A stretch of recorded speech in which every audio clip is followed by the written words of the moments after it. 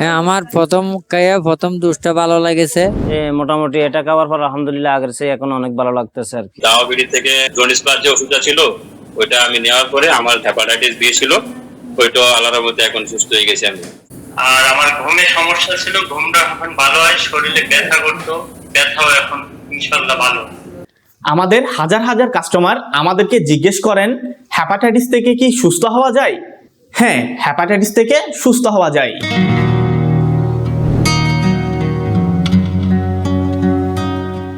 Jaundice বা hepatitis থেকে সুস্থ হওয়ার গল্প জানতে আমরা চলে আসলাম চট্টগ্রামের আনোয়ারার পূর্ব গহিরার প্রত্যন্ত এক জায়গায়। চলুন আমরা জনাব আব্দুর রহিম সাহেবের জন্ডিস বা হ্যাপাটাইটিস থেকে সুস্থ হওয়ার গল্প জেনে নিই।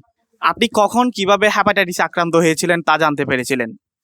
আমি বিগত 2 বছর আছে বিদেশ যাওয়ার সময় এটা এইচবিএইচ পজিটিভ হয়েছিল, তখন টেস্ট করে এটা জানতে পারি। এরপর মনে করেন 2 বছর পরে মনে করেন ডাক্তার মেডিসিন বিশেষজ্ঞ দেখাইছিলাম।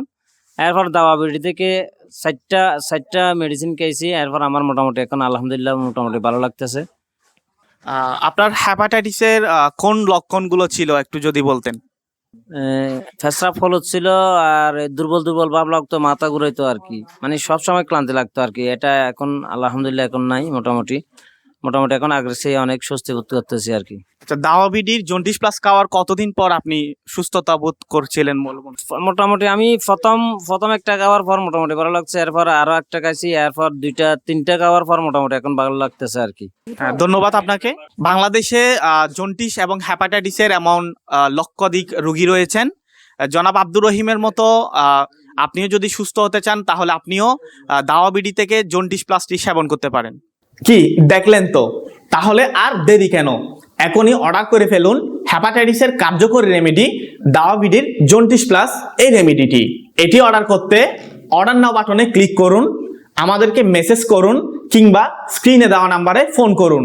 রেমেডিটি সেবন করে আপনার যদি ন্যূনতম শারীরিক পরিবর্তন না হয় তাহলে আপনাকে আমরা সম্পূর্ণ টাকা ফেরত দিয়ে দিব ইনশাআল্লাহ। সুস্থ থাকুন, সচেতন থাকুন, দাওয়াবিডির সাথেই থাকুন।